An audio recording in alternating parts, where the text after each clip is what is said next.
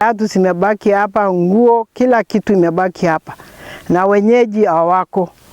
Wakati kama huu, wakati wa njaa, sisi bado tunashambuliwa kila siku, na tunauliza serikali iko wapi?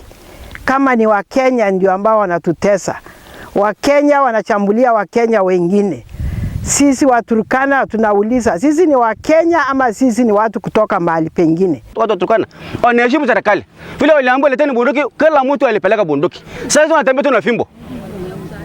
Na mahali imeenda. Kila siku watu wanalia hapa.